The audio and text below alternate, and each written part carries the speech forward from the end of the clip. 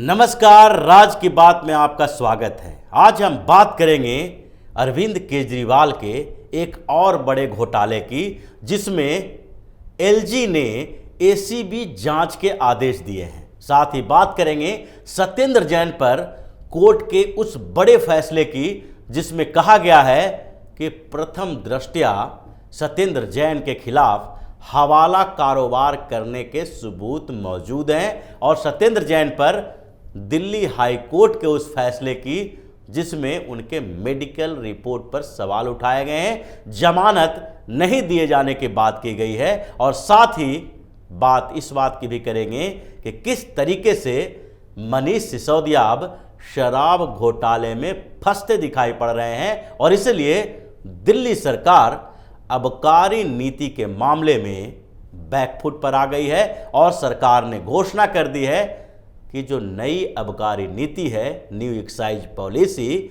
उसको वापस ले रही है और अब फिर से उसी पुराने एक्साइज नीति पर दिल्ली सरकार में शराब के ठेके मिलेंगे, जिसमें सरकारी और प्राइवेट दोनों का मिक्सअप होगा। यानी पुराने तरीके पर दिल्ली सरकार वापस आ रही है। तो बात शुरू करते हैं मनीष सिसोदिया से। मनीष सिसोदिया के एक्साइज डिपार्टमेंट के खिलाफ सीबीआई जांच होने वाली है।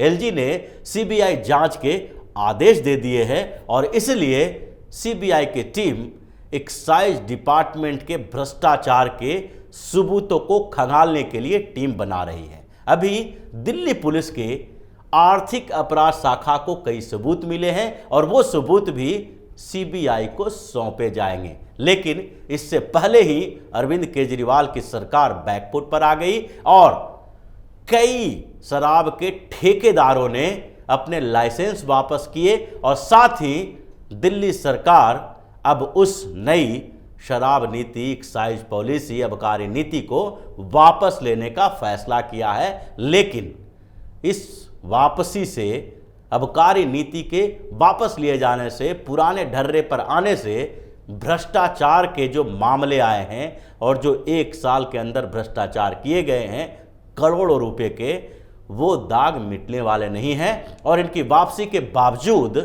बैकफुट पर आने के बावजूद सीबीआई की जांच होगी और पुराने फाइल इनके खुलेंगे और मनीष सिसोदिया के लिए मुश्किलें भी बढ़ेगी। उसके बाद अरविंद केजरीवाल को एक दोहरा बड़ा झटका सत्येंद्र जैन के मामले में भी लगा है। सत्येंद्र जैन के मामले में अरविंद केजरीवाल को सबसे बड़ा झटका कोर्ट के तरफ से लगा है।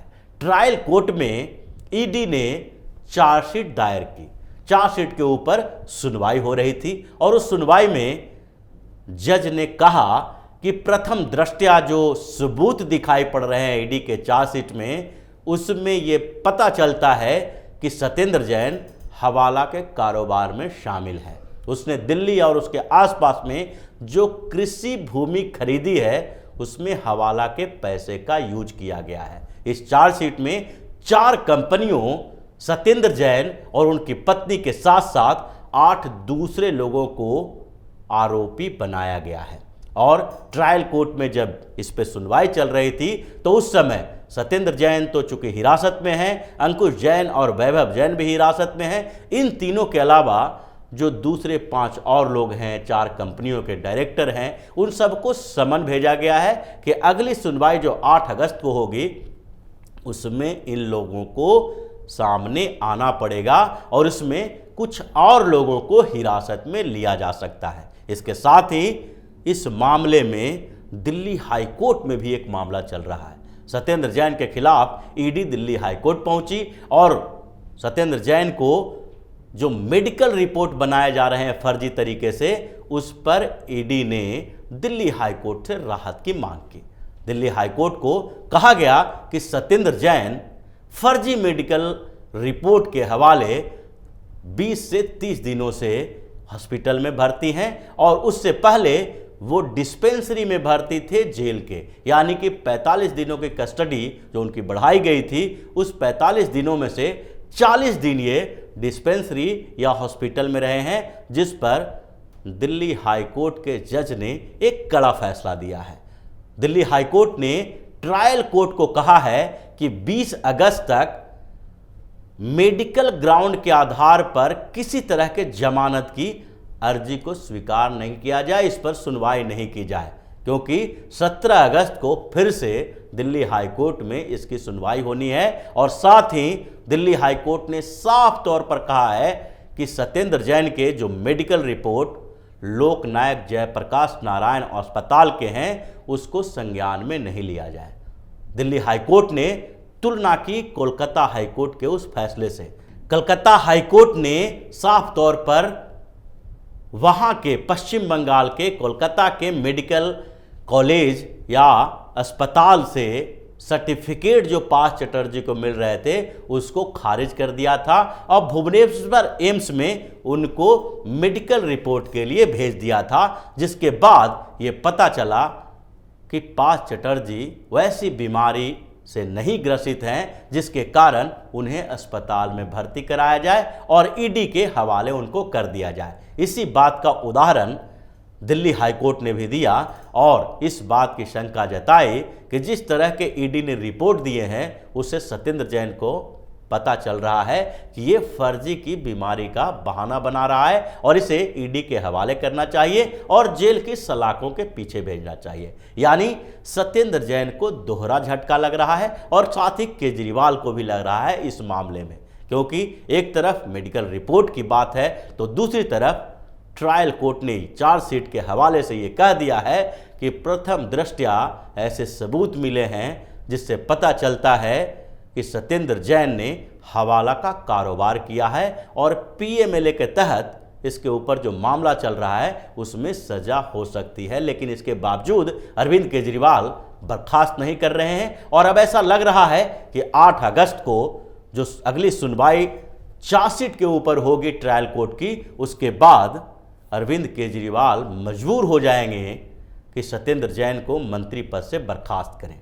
इसके बाद अब बात करते हैं अरविंद केजरीवाल को लगे तीसरे और सबसे बड़े झटके को, क्योंकि अरविंद केजरीवाल की सरकार के भ्रष्टाचार की परत दर परत खुल रही है, पर्दा उठ रहा है और ये जो तथाकथित कट्टर ईमानदार की पार्टी बताते हैं वो अब चारों तरफ से घिर गए हैं।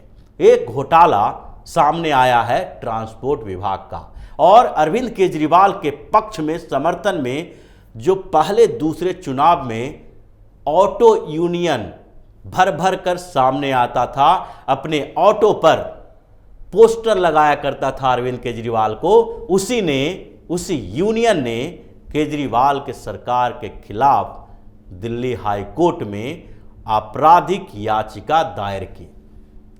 ट्रांसपोर्ट विभाग में चल रहे करप्शन के मामले को लेकर याचिका दिल्ली हाईकोर्ट में दायर की और ऑटो यूनियन अरविंद केजरीवाल के भ्रष्टाचार को उजागर करने के लिए सामने आया।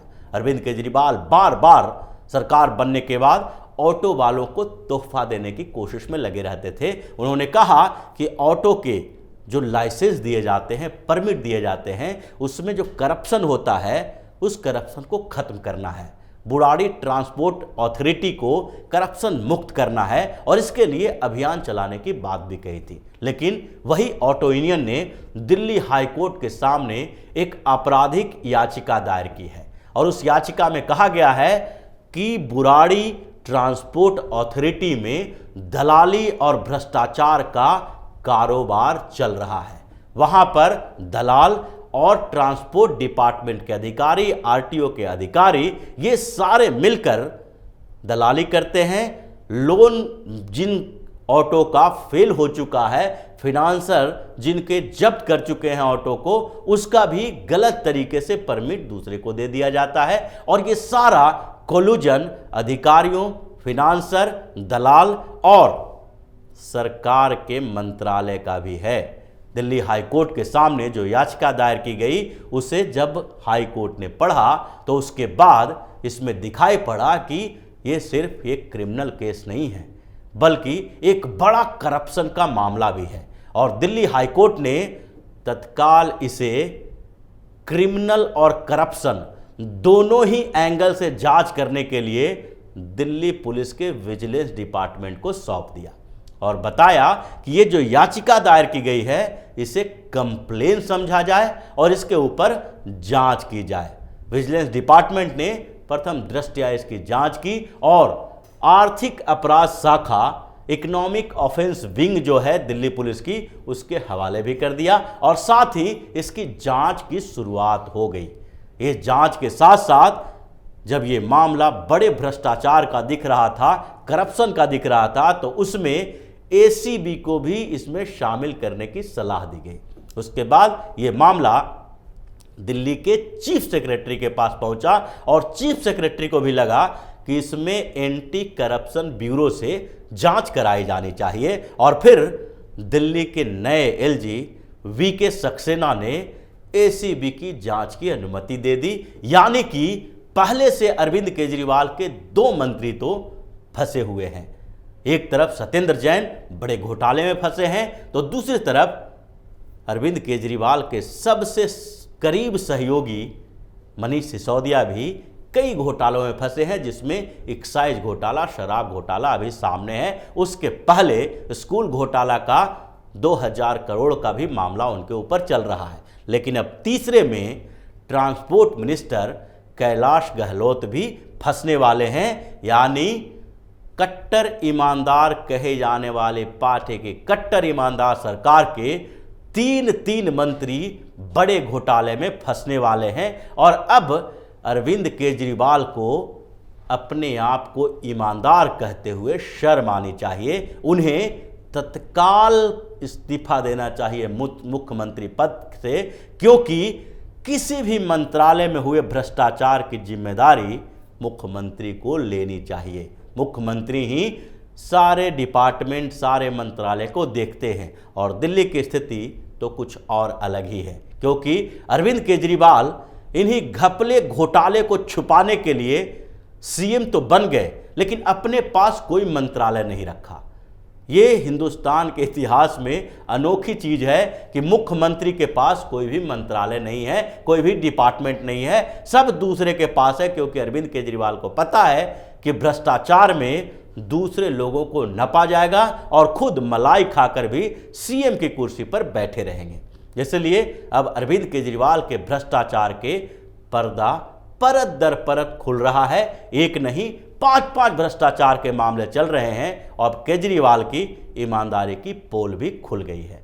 तो इसी तरह की खबरों के साथ फिर से हाजिर होंगे। तब तक के लिए बने रहिए हमारे साथ और देते रहिए हमें सहयोग, ताकि इसी तरह की खबर हम आपके लिए लाते रहें। धन्यवाद।